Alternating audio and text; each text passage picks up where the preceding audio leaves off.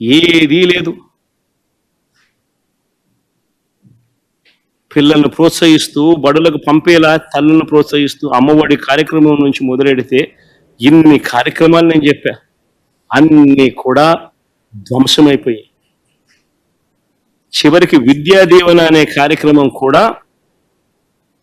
భ్రష్టు పట్టించిన పరిస్థితుల్లో నడుపుతా ఉన్నారు.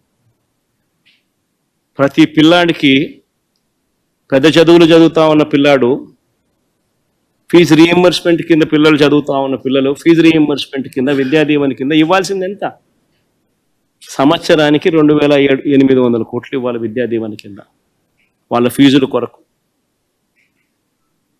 క్వార్టర్కు 700 కోట్లు, దాదాపుగా 4 క్వార్టర్లు కలిపితే 2,800 కోట్ల రూపాయలు విద్యా దీవెన కింద ఇవ్వాలి.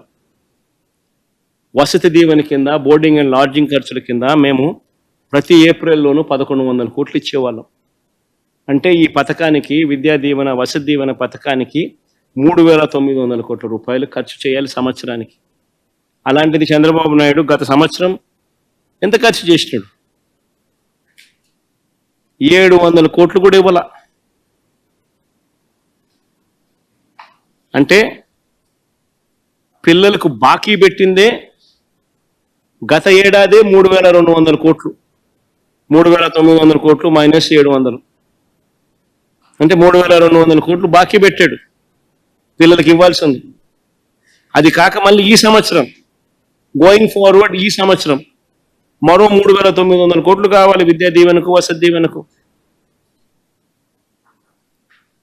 మరి రెండు కలిపితే పిల్లలకు లాస్ట్ ఇయర్కి సంబంధించి 3,200 కోట్లు, ఈ ఇయర్ గోయింగ్ ఫార్వర్డ్కి సంబంధించి 3,900 కోట్లు, మొత్తం 7,100 కోట్లు కావాలి. మరి 7,100 కోట్లకు గాను బడ్జెట్లో ఆయన ప్రవేశపెట్టిన నెంబర్ ఎంత? కేవలం 2,600 కోట్లు. అంటే పిల్లలను వాళ్ళ చదువులకు దూరం చేసే కుట్ర.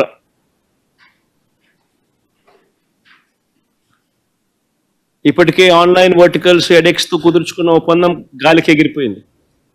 వాళ్ళు కట్టాల్సిన డబ్బులు కట్టక వాళ్ళు వెళ్ళిపోయినారు.